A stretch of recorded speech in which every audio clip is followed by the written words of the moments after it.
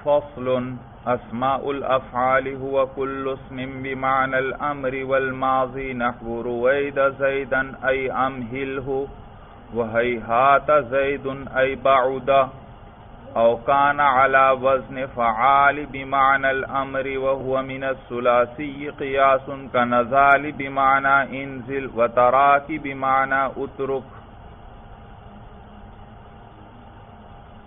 مبنیات کا بیان چل رہا ہے۔ مبنیات میں سے ضمیریں، اسماء اشارہ اور اسماء موصولہ کے بارے میں آپ نے پڑھ لیا بھائی۔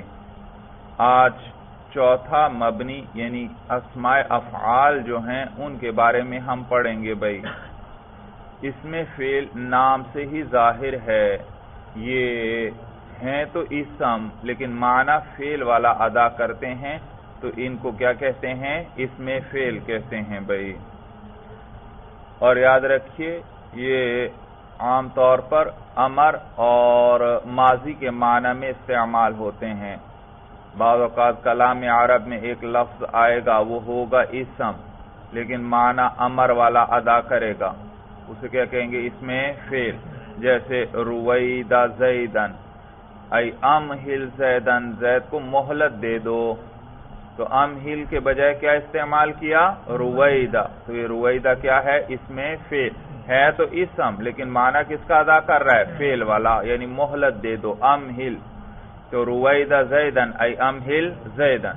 اور کبھی کبھار یہ ماضی کے معنی میں ہوتا ہے، جیسے عرب کہتے ہیں ہیہات زیدن ای بعود زیدن، زید دور ہو گیا، زید دور چلا گیا، تو کیا کہتے ہیں؟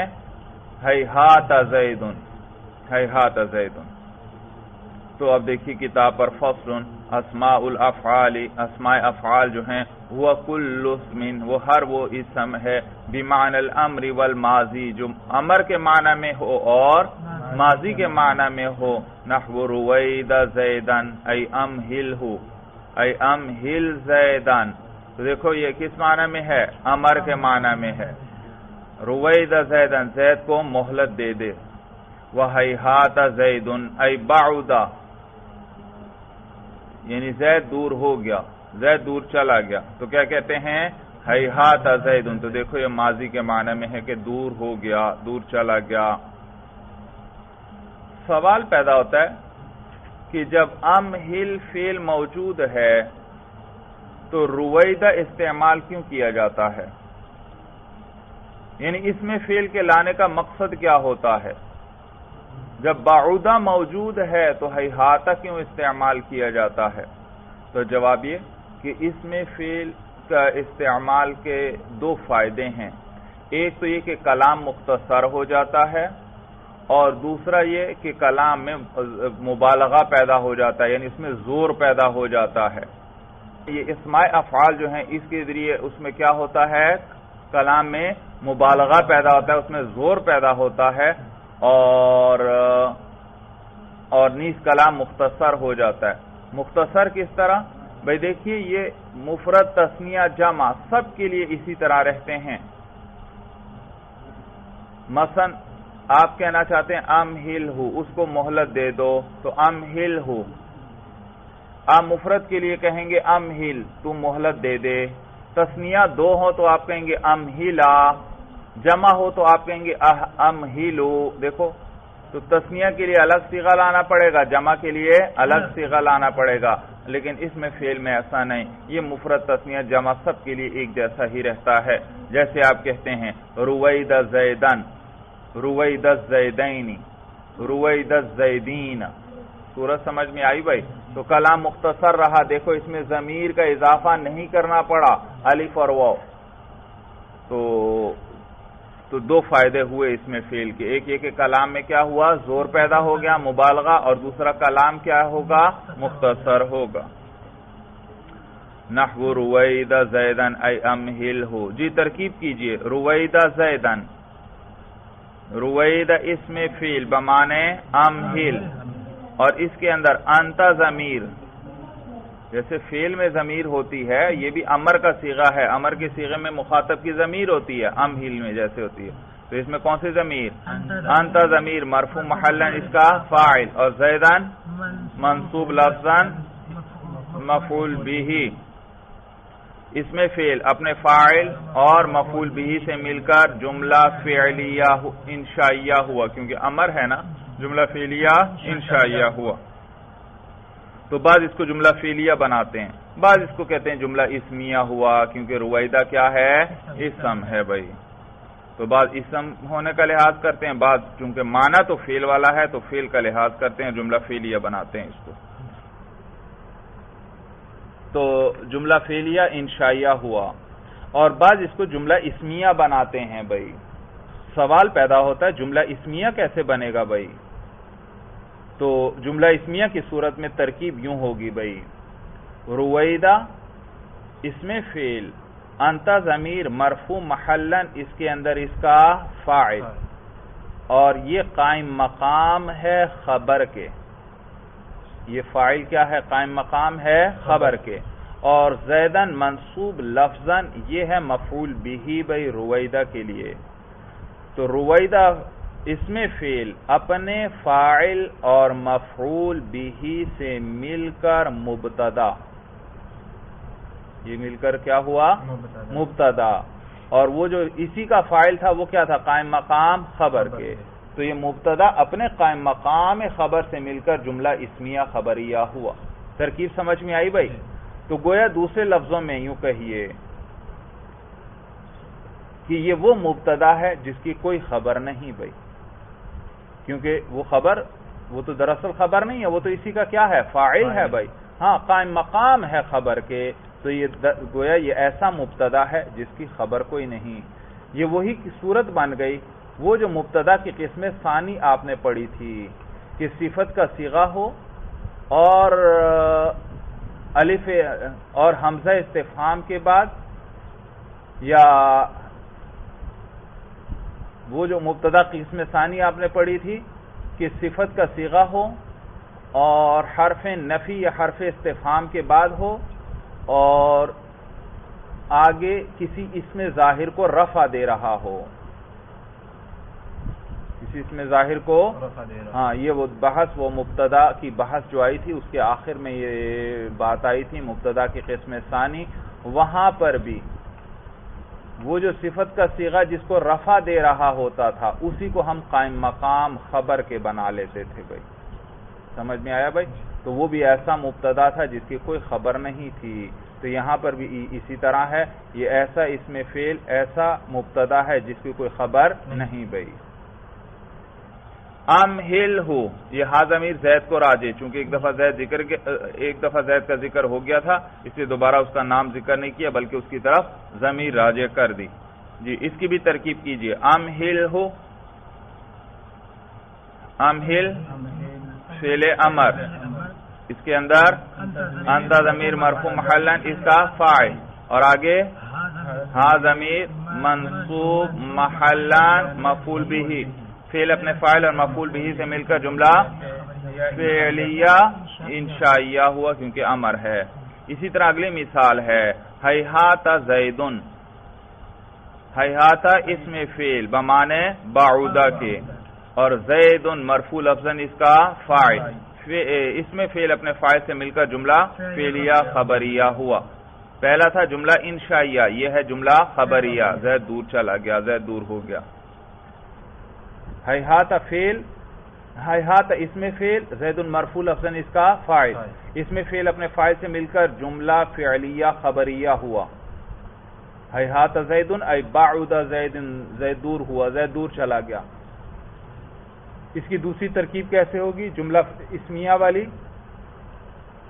ہیہات اسم فعل، زید مرفوع لفظاً اس کا فاعل جو قائم مقام ہے اس کی خبر کے، تو ہیہات اسم فعل اپنے فاعل سے مل کر مبتدا، اور وہ آگے کیا ہے اس کی؟ وہ قائم مقام خبر۔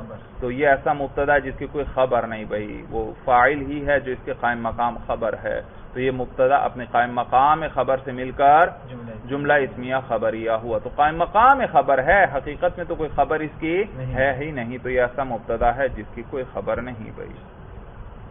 ای بعودہ او کان علی وزن فعال بمعنی الامر، یا اسماء افعال جو ہے وہ کس وزن پر ہوگا؟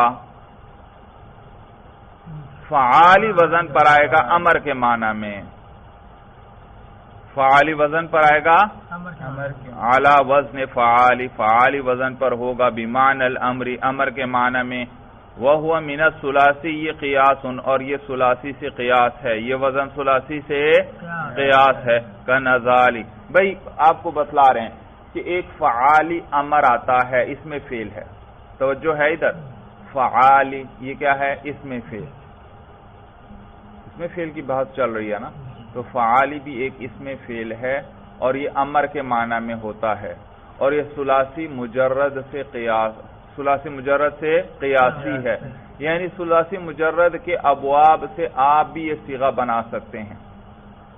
باقی تو اسماء افعال جیسے عرب سے سنے ہیں بھئی وہی ہم استعمال کریں گے، لیکن یہاں پر عرب ہر ایک سے تقریباً استعمال کر لیتے ہیں، تو آپ بھی بنا سکتے ہیں۔ مثلا پہلا باب کون سا پڑھا آپ نے؟ ضرب یضرب، اس سے امر کیا آیا تھا؟ اضرب، اس اضرب سے ذرا بنا لو فعالی، ضرابی، ضرب فعل وزن ہے نا، فا کیا ہے؟ ضاد، عین کیا ہے؟ را، اور لام کیا ہے؟ با، تو اسی سے فعالی ضرابی۔ جی دوسرا باب کیا پڑھا؟ نصر ینصر، اس سے ذرا بناؤ فعالی، اس میں فعل، نصاری، نصاری بمانے انصر، وہی امر والا معنی ادا کرے گا، نصاری۔ اگلا باب کون سا پڑھا آپ نے؟ سمع یسمع، جی اس سے بناؤ بھائی فعالی سماعی بمانے اسمع۔ اچھا اگلا باب کیا پڑھا آپ نے؟ فتح یفتح، اس سے امر کیا تھا؟ افتح، افتح، اس سے بناؤ ذرا فعالی امر بھائی فتح، فتح، سورج سمجھ میں آ گئی؟ یعنی یہ ثلاثی سے قیاسی ہے، آپ بھی قیاس کر کے کیا کر سکتے ہیں؟ ہر ثلاثی سے بنا سکتے ہیں اور اس کو استعمال کر سکتے ہیں۔ آپ نے کسی کو کہنا ہے کہ زید کی پٹائی کر، تو یوں کہہ سکتے ہیں اضرب زیدن، ایک طریقہ تو یہ ہے، اور ایک آپ اس میں فعل بھی خود بنا کر استعمال کر سکتے ہیں، اور کیا کہیں؟ ضرب زیدن۔ سورج سمجھ میں آ گئی بھائی؟ تو کہتے ہیں او کان علی وزن فعالی بمعنی الامر، یا یہ فعالی وزن پر ہوگا امر کے معنی میں، وہو من الثلاثی، یہ قیاس، اور یہ فعالی ثلاثی سے ثلاثی قیاسی ہے، یعنی ثلاثی سے قیاسی ہے، یعنی ثلاثی سے ہر ثلاثی سے کیا ہے؟ اس وزن پر بنایا جا سکتا ہے، فعالی وزن پر۔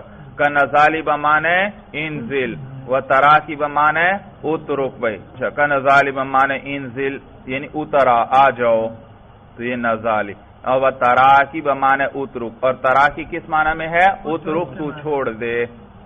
بس بھائی اس میں فعل کی بحث مکمل ہو گئی، بتلا اس میں فعل امر کے معنی میں بھی ہوتا ہے اور ماضی کے معنی میں بھی ہوتا ہے، اور اسی طرح فعالی وزن پر بھی امر آتا ہے، اور یہ ثلاثی سے قیاسی ہے، یعنی آپ بھی اس وزن پر بنا سکتے ہیں بھائی۔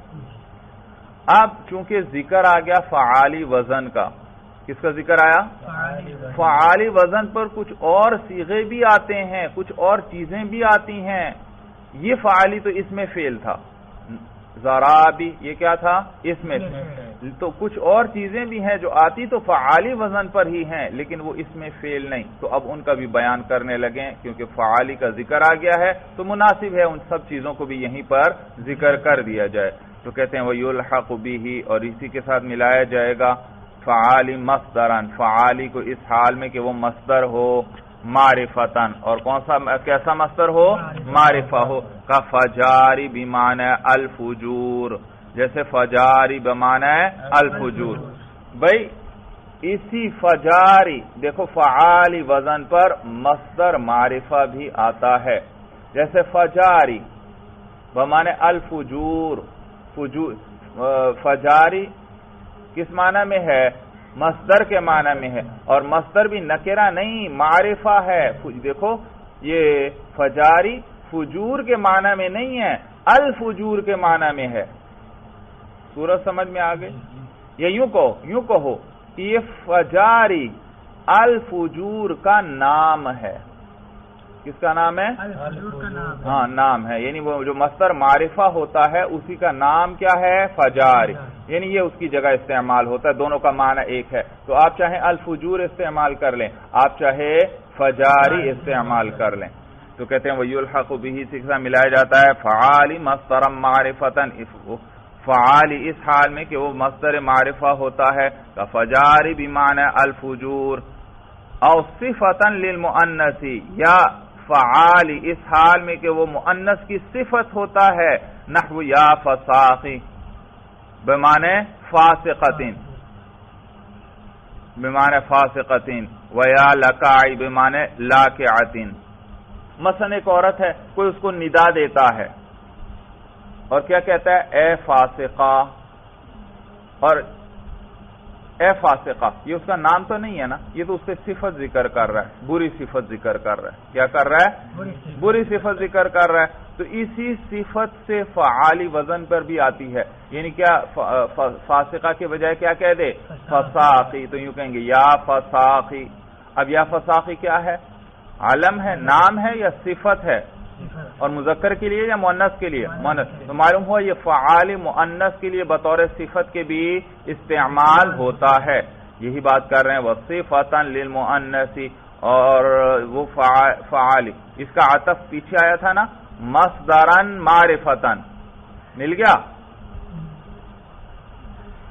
آدھی سطر پیچھے، مصدرن معرفتن، وَيُلْحَقُ بِهِ فَعَالِ مصدرًا معرفتً، مل گئی عبارت، اور ملایا جائے گا اسی کے ساتھ فعالی کو بھی اس حال میں کہ وہ مصدر معرفہ ہو، اور اب یہ مصدرً معرفت کو اٹھائیں، مصدرً معرفتً کو اٹھائیں اور اس کی جگہ صفتً للمؤنث رکھیں، اس کا عطف اسی پر ہے، وَيُلْحَقُ بِهِ فَعَالِ صفتً للمؤنث، اور اسی کے ساتھ ملایا جائے گا فعالی اس حال میں کہ وہ مؤنث کی صفت ہو، نحو یا فساقی بمعنی فاسقتن، و یا لکائی بمعنی لاکعتن، تو یا لکائی کس معنی میں ہے؟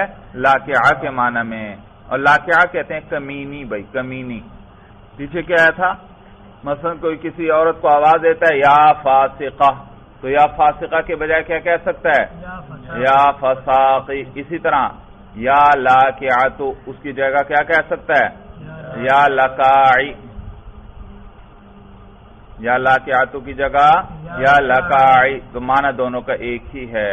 تو دیکھو یہ کیا ہے؟ مؤنث کے لیے صفت کے طور پر آیا یہ فعالی، او علما للاعیان المؤنثتی، اس کا عطف بھی اسی پر ہے، اور وَيُلْحَقُ بِهِ فعالی علما للاعیان المؤنثتی، اور اسی کے ساتھ ملایا جائے گا فعالی اس حال میں کہ وہ نام ہو مؤنث ذات کا، اعیان ذاتیں، بھائی وہ نام ہو مؤنث ذاتوں کا، قطامی جیسے قطامی یہ عورت کا نام ہے، وغلابی یہ بھی عورت کا نام، بھائی وحزاری یہ ستارے کا نام ہے۔ سورج سمجھ میں آ گئی بھائی؟ بھائی بات چل رہی تھی اس میں فعل کی، اور اس میں فعل میں فعالی وزن پر کا ذکر آ گیا، فعالی، تو اب اسی فعالی سے متعلق آپ کو دو تین مزید باتیں انہوں نے بتا دیں کہ یہی فعالی مصدر معرفہ کے معنی میں بھی استعمال ہوتا ہے، اور یہی فعالی مؤنث کے لیے صفت کے طور پر بھی استعمال ہوتا ہے، اور یہی فعالی مؤنث ذاتوں کے لیے بطور نام کے بھی استعمال ہوتا ہے۔ پہلے تو تھا نا مؤنث کے لیے صفت کے طور پر، اب آگے آیا مؤنث کے لیے بطور نام کے بھی استعمال ہوتا ہے، جیسے قطامی اور غلابی اور ہزاری، بھائی تو قطامی اور غلابی یہ عورتوں کے نام ہیں، اور ہزاری یہ ستارے کا نام ہے، بھائی سمجھ میں آیا بھائی؟ تو کوئی کسی عورت کو مثلا آواز دیتا ہے یا فاسقتو، اس کے بجائے کیا کہہ سکتا ہے؟ یا فساقی، معنی دونوں کا ایک ہی ہے، فاسقہ یعنی بری صفت ذکر کر رہا ہے، اس کے برے نام سے اس کو پکار رہا ہے، اور اسی طرح یا لاکعاتو کے بجائے کیا کہہ سکتا ہے؟ یا لکائی، اور لاکعہ کا کیا معنی ہے؟ کمینی، بھائی وہ آگے دیکھیے بھائی، وَهَذِهِ الثَّلَاثَةُ لَيْسَتْ مِنْ أَسْمَاءِ الْأَفْعَالِ، وہی بات کر رہے ہیں بھائی ہزاری، بھائی فعالی وزن کے بارے میں چار چیزیں ذکر کر دیں، توجہ ہے، سب سے پہلے کہا فعالی اس میں فعل ہوتا ہے، ثلاثی سے قیاسی آتا ہے، توجہ ہے۔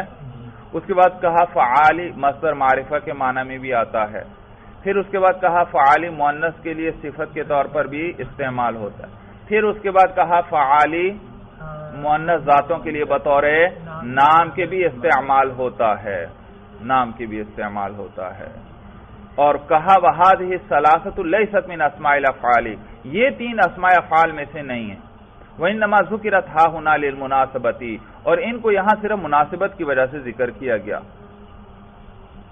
کون تین؟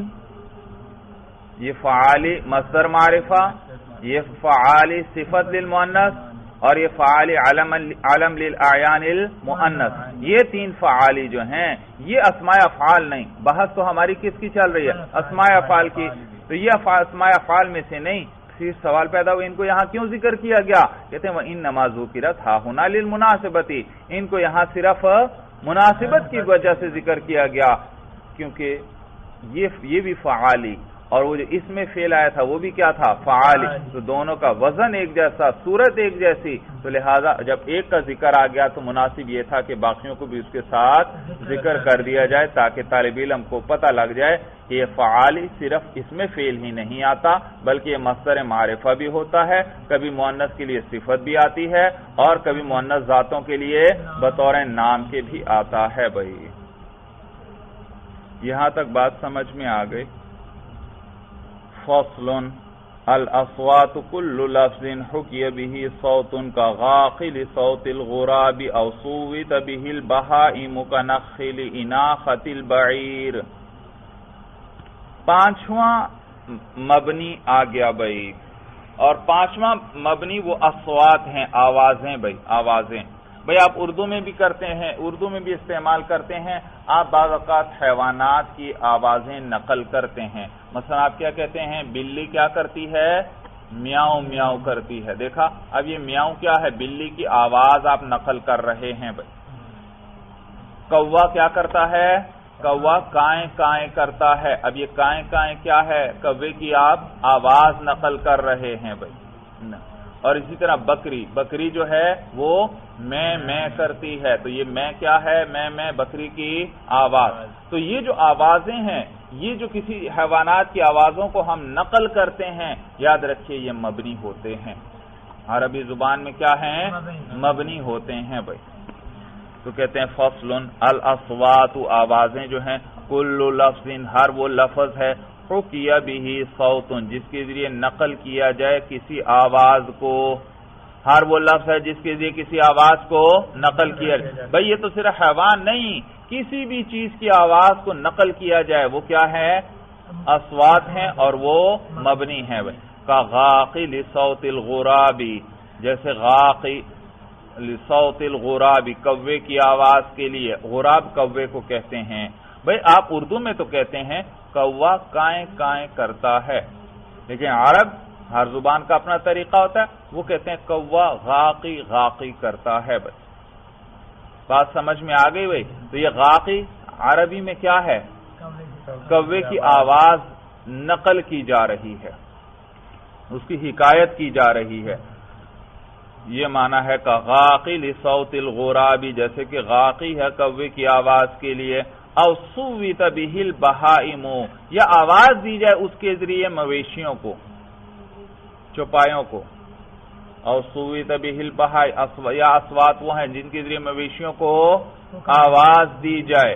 بھئی آپ جانتے ہیں مویشیوں کو جب پانی کے لیے لے کر آتے ہیں گھر میں تو خاص آواز نکالتے ہیں تاکہ جانور سمجھ جائے کہ اب کیا کرنا ہے، پانی پینا ہے۔ مویشی کو بٹھانا ہو، بٹھانے کے لیے خاص آواز نکالتے ہیں۔ اسی طرح مویشی جب کسان کھیت میں ہل چلا رہا ہوتا ہے تو وہ بیلوں کو چلانے کے لیے خاص آواز نکالتا رہتا ہے۔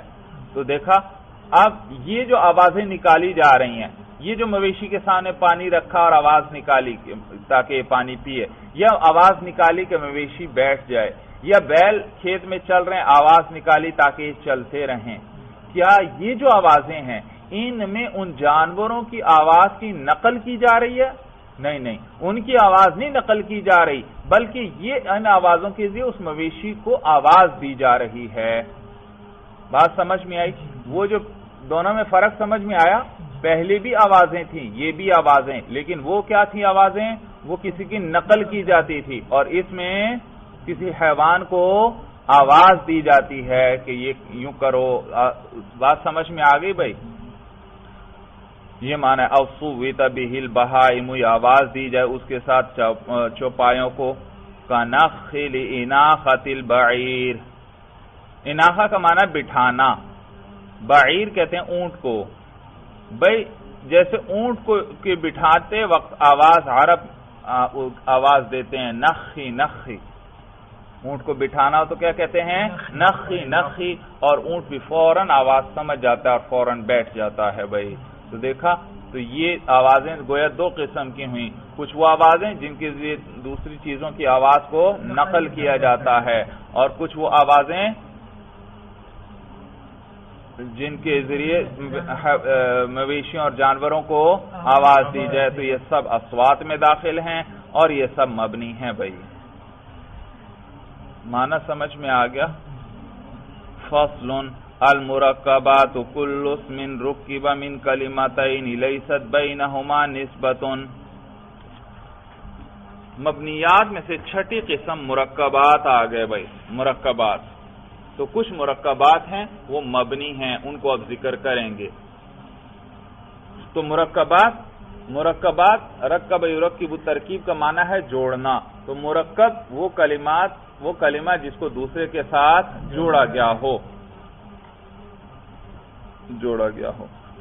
تو کہتے ہیں المرکبات کل اسم رکب من کلمتین، ہر ایسا اسم ہے رکب من کلمات جس کو ترکیب دیا گیا ہو دو کلموں سے، یعنی اس میں کتنے کلمے جوڑے گئے ہوں؟ دو کلمے جوڑ کر ایک اسم بنا لیا گیا. بھائی معنی سمجھ میں آیا؟ بھائی کل اسم ہر ایسا اسم ہے رکب من کلمتین جس کو کس سے ترکیب دیا گیا ہو؟ دو کلموں سے، دو کو جوڑ کر ایک اسم بنا لیا گیا. معنی سمجھ میں آیا بھائی؟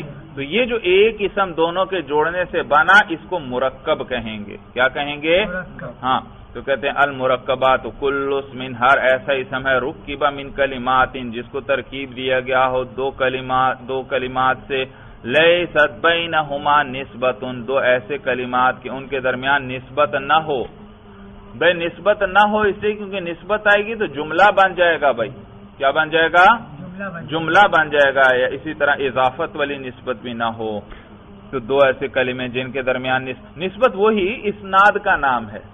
کس کا نام ہے؟ مبتدا اور خبر میں کیا آتا ہے؟ اسناد. ایک مسند الیہ ہے، دوسرا مسند بھی ہے. تو ان میں اسناد نہ ہو ورنہ تو جملہ بن جائے گا. تو کہتے ہیں لیست بینہما نسبۃ کہ ان میں نسبت نہ ہو. فإن تضمن الثانی حرفا یجب بناؤہما علی الفتح. بھائی میں نے آپ کو بتایا تھا ابھی چند صفحے قبل گزرا، احد عشرہ اصل میں کیا تھا؟ احد و عشر. احد الگ تھا، عشر الگ تھا، درمیان میں واو تھا حرف، پھر وہ واو عشر میں چھپ گیا اور وہ بن گیا مبنی عشرہ. اور احدہ بھی مبنی بن گیا کیونکہ وہ بیچ میں آ گیا. اور اعراب تو آخر میں آیا کرتا ہے، بیچ میں. دیکھو زید کی یا بیچ میں ہے، اس پہ اعراب آتا ہے، آخر میں دال پر آتا ہے، آخر میں دال پر اعراب آتا ہے. تو احد و عشر جب دونوں کو ملا کر جوڑ دیا تو احد کا دال بیچ میں آ گیا. اب وہ مبنی ہو گیا کیونکہ اس پہ اعراب نہیں آ سکتا. تو اس پر اعراب نہیں آ سکتا، وہ بیچ میں آ گیا، مبنی بن گیا. جبکہ آخری حصہ عشر اس پہ آخر میں اعراب نے آنا تھا لیکن وہ بھی مبنی بن گیا کیونکہ اس میں واو چھپ گیا. اور واو کیا ہے؟ حرف ہے، مبنی الاصل ہے. جب مبنی الاصل اس کے اندر چھپ گیا تو اس نے اس کو لفظ کو بھی کیا بنا دیا؟ مبنی بنا دیا. تو عشرہ کیوں مبنی؟ واو چھپا ہے. اور احدہ کیوں مبنی؟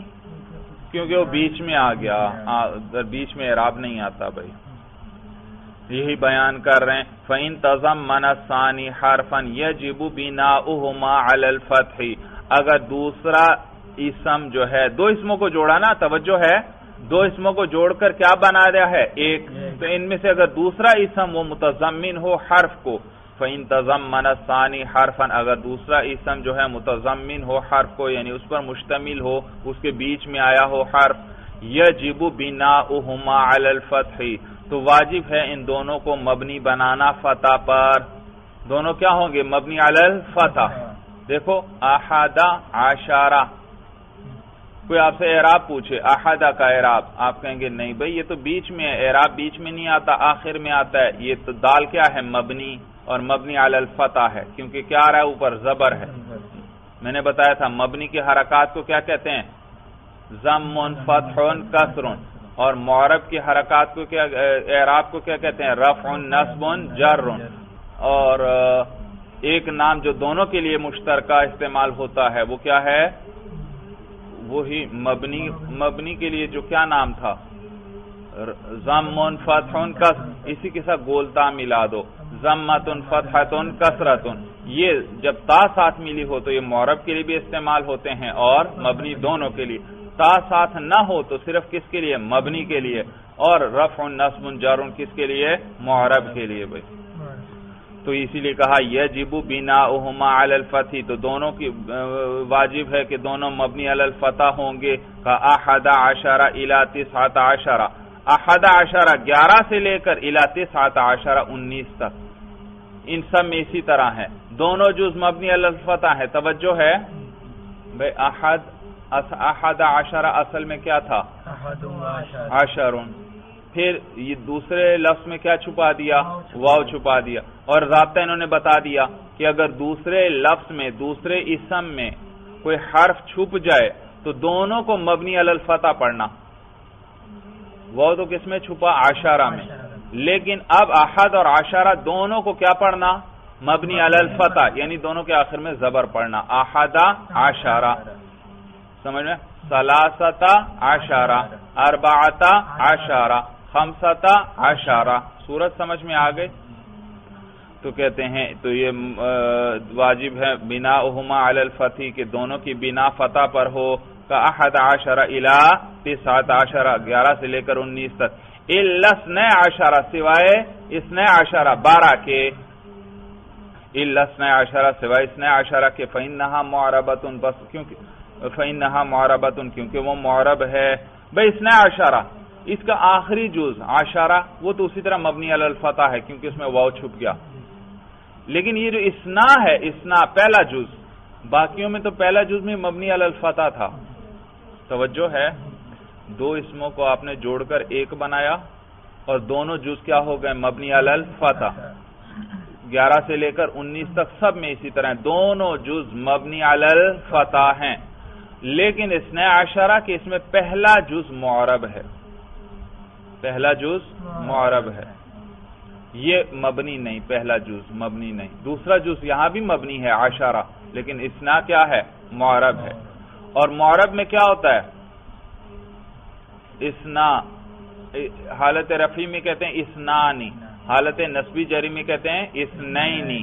وہ الف کس سے بدلتا ہے؟ یا سے. تو یہاں بھی اسی طرح حالت رفعی ہوگی تو کہیں گے 12. نون گر گیا، نون گر گیا، نون کیا ہے؟ گر گیا. تو کیا کہیں گے؟ 12. اور حالت نصبی جری میں کہیں گے 12. کیا کہیں گے؟ نون گر گیا. کیوں نون گر گیا؟ کیونکہ نون تنوین کی طرح تھا. کس کی طرح تھا؟ تنوین کے درجے میں تھا. نون اعرابی ہے نا، تو نون گر گیا کیونکہ نون اسم کے پورا ہونے کی علامت تھی. اسنانی یا جو کہ رجل، غلامانی. غلامانی کیا مانا؟ 2 غلام. اسی کی جب میں اضافت کروں کیسے کہوں گا؟ غلاما زیدین. اب نون گر گیا. کیوں گرا؟ کیونکہ نون جب آ جاتا تھا تو پتہ چل جاتا تھا کہ یہ اسم پورا ہو گیا ہے. اور اب جب آپ نے مضاف الیہ جوڑا تو اب صرف مضاف پر تو بات پوری نہیں، بلکہ آگے کون چاہیے؟ مضاف الیہ بھی. تو اگر نون کو باقی رکھیں گے تو اس کا معنی یہ ہوگا کہ آگے مضاف الیہ نہیں آ رہا، اور آگے تو مضاف الیہ آ رہا ہے. صورت سمجھ میں آ گئے؟ نون کس چیز کی علامت ہے کہ یہ اسم پورا ہو گیا ہے، مکمل ہو گیا. آگے کوئی اور لفظ آئے گا، یہ والا لفظ کیا ہو گیا؟ پورا ہو گیا. لیکن جب آپ مضاف الیہ کو ساتھ جوڑتے ہیں تو صرف مضاف پر بات پوری ہوتی ہے یا مضاف الیہ بھی ساتھ ضروری ہوتا ہے؟ مضاف الیہ بھی. تو اب نون نہیں لائیں گے، کیونکہ نون اگر اب بھی رکھتے ہیں تو اس کا نون تو آتے ہی ہم سمجھیں گے بات پوری ہوگی، حالانکہ بات تو ابھی پوری نہیں ہوئی، آگے تو ابھی کون آنے والا ہے؟ مضاف. لہذا نون کو ختم کر دیتے ہیں. سورج سمجھ میں آ گئے؟ یہ اسی طرح جیسے تنوین ہے، جاءنی غلام، دیکھو غلام پر جیسی تنوین ہے یہ آپ سمجھ گئے بات، یہ لفظ پورا ہو گیا، آگے کوئی اور لفظ اس کے ساتھ جڑا ہوا نہیں. لیکن جب آپ اضافت کرتے ہیں تنوین گرا دیتے ہیں، جاءنی غلام زیدین، اب دیکھو وہ تنوین کی ختم ہو گئی، گرا دی. کیوں گرائی؟ کیونکہ تنوین اسم کے پورا ہونے کی علامت تھی کہ اسم پورا ہو گیا، آگے اس کے ساتھ کوئی اور لفظ جڑا ہوا نہیں. لیکن اب تو آپ نے جوڑ دیا، تو جب بھی لفظ ساتھ کوئی اور لفظ جوڑتے ہیں تو اس تنوین کو بھی گرا دیتے ہیں اور نون تثنیہ کو بھی گرا دیتے ہیں. یہاں پر بھی اثنان و عشر تھا، اثنان و عشر. پھر جب دونوں کو آپ نے ملایا، وہ تو عشرہ میں چھپ گیا، اور نون کو ختم کر دیا، کیونکہ اگر نون بیچ میں رہتا ہے تو اس کا معنی یہ دونوں اسم الگ الگ ہیں، حالانکہ آپ نے دونوں کو کیا کر دیا؟ ایک کر دیا. معلوم ہوا جب ابھی بھی بات اگلا لفظ بھی آنے والا ہے تو نون کو ختم کر دیا، تو کیا بن گیا؟ اثنا عشرہ. اثنا عشرہ. تو دیکھو اس میں نون گر گیا، اسنانی میں جب نون گر گیا تو اس کی مشابہت آ گئی تثنیہ کے ساتھ. یہ اسنانی تثنیہ نہیں ہے، یہ لفظ بات پہلے بھی گزر چکی ہے. کیونکہ تثنیہ اس کو کہتے ہیں، ادھر دیکھیے، تثنیہ اس کو کہتے ہیں جس کے جو اسم ہو اور اس کے آخر میں الف نون بڑھائیں تو تثنیہ بن جائے. جیسے رجلن ایک لفظ ہے، اس کے آخر میں کیا بڑھایا؟ الف نون، تو یہ تثنیہ بن گیا. جبکہ اسنانی میں ایسا نہیں ہے، اسنانی سے الف نون کے بغیر بھی کبھی استعمال ہوتا ہے، اس نون استعمال ہوتا ہے، اس کے ساتھ تو الف نون ہمیشہ استعمال ہوتا ہے. تو معلوم ہو یہ تثنیہ نہیں ہے. تثنیہ تو کسے کہتے ہیں؟ جس میں پہلے الف نون نہ ہو اور پھر کیا لے آؤ؟ الف نون لے آؤ، تو اس کو کہتے ہیں تثنیہ. اور اس میں تو شروع سے کیا ہے؟ الف نون موجود ہے، لہذا تثنیہ نہیں. ہاں اس کا معنی بھی دو ہے، لیکن یہ بہرحال وہ اصطلاحی تثنیہ جس کو ہم کہتے ہیں نحو کے اندر، جس کے آخر میں الف نون جوڑتے ہیں، یہ وہ نہیں ہے بھائی. تو لہذا جب اسنانی کے آخر سے نون گر گیا، اسنا عشرہ بن گیا، تو اس کی مشابہت کس کے ساتھ آ گئی؟ تثنیہ کے ساتھ. یہ تثنیہ تو نہیں، لیکن مشابہت کس سے آ گئی؟ تثنیہ. اور تثنیہ تو آپ جانتے ہیں معرب ہوتا ہے، اس کا اعراب بھی آپ نے پڑھا تھا، جانی رجلانی حالت رفعی میں الف کے ساتھ، نصب جری میں یا کے ساتھ رجلین. تو جب اسنانی کی مشابہت جب تثنیہ کے ساتھ آئی تو اس کو معرب ہی رکھا. لہذا حالت رفعی میں کیا کہیں گے؟ اسنا عشرہ، اور حالت نصبی جری میں کیا کہیں گے؟ اسنا عشرہ. بات سمجھ میں آ گئی بھائی؟ تو کہتے ہیں فَإِن تَضَمَّنَ الثَّانِي حَرْفًا، اگر دوسرا اسم متضمن ہو کسی حرف کو، يَجِبُ بِنَاؤُهُمَا عَلَى الْفَتْحِ، تو واجب ہے کہ دونوں کو مبنی کر دیں فتح پر. كَأَحَدَ عَشَرَ إِلَى 19، جیسے 11 سے لے کر 19 تک. إِلَّا 12، سوائے 12 کے. فَإِنَّهَا مُعْرَبَةٌ، یہ کیا ہے؟ معرب، یعنی اس کا پہلا جز کیا ہے؟ معرب. کل مثنیٰ، جیسے تثنیہ ہوتا ہے، جیسے تثنیہ معرب ہوتا ہے، اسی طرح 12 بھی کیا ہے؟ اس کا پہلا جز معرب ہے. وَإِن لَّمْ يَتَضَمَّنْ ذَلِكَ فَفِيهَا لُغَاتٌ. بھئی ایک صورت یہ بتائی، ادھر دیکھیے، بات چل رہی ہے مرکبات کی، جہاں دو اسموں کو جوڑ کر ایک اسم بنایا جاتا ہے. اس میں دو صورتیں ہیں، یا تو پہلے بیچ میں کوئی حرف تھا اور وہ پھر دوسرے میں چھپ گیا، یا پہلے شروع سے بیچ میں کوئی حرف ہی نہیں تھا، ویسے دو کو جوڑ کر ایک بنا لیا. تو اب اس کو بیان کرنے لگے. اگر درمیان میں حرف ہو تو کیا کرتے ہیں؟ اس حرف کو دوسرے میں اگر وہ چھپا دیتے ہیں، اور دونوں جز کیا ہوتے ہیں؟ مبنی علی الفتح. لیکن اگر درمیان میں حرف نہیں تھا، جب درمیان میں حرف نہیں تھا تو دوسرے میں حرف چھپا بھی نہیں، تو یوں کہو مرکبات کی دو صورتیں ہو گئیں. دوسرا اسم جو ہوگا وہ کسی حرف کو متضمن ہوگا یا کسی حرف کو متضمن نہیں ہوگا. اگر دوسرا اسم کسی حرف کو متضمن ہو تو دونوں جز کیا ہوں گے؟ مبنی علی الفتح. اور اگر دوسرا اسم کسی حرف کو متضمن نہ ہو تو کہتے ہیں اس میں کئی لغتیں ہیں بھئی، کئی طرح سے اس کو عربی میں پڑھا جاتا ہے. یہی بات بیان کریں. وَإِن لَمْ يَتَضَمَّنْ ذَلِكَ، اور اگر دوسرا وہ اس حرف کو متضمن نہ ہو، یعنی دوسرے اسم میں کوئی حرف چھپا ہوا نہ ہو، فَفِيهَا لُغَاتٌ، تو پھر اس مرکب میں کئی لغتیں ہیں، اس کو کئی طرح سے عربی میں پڑھا جاتا ہے. أَفْصَحُهَا بِنَاءُ الْأَوَّلِ عَلَى الْفَتْحِ وَإِعْرَابُ الثَّانِي غَيْرُ مُنصَرِفٍ. تو ان میں سب سے فصیح یعنی سب سے اعلیٰ لغت جو ہے وہ یہ ہے کہ بناء الاولی، پہلے کو کیا کر دو؟ مبنی بنا دو. علی الفتح، کس پر؟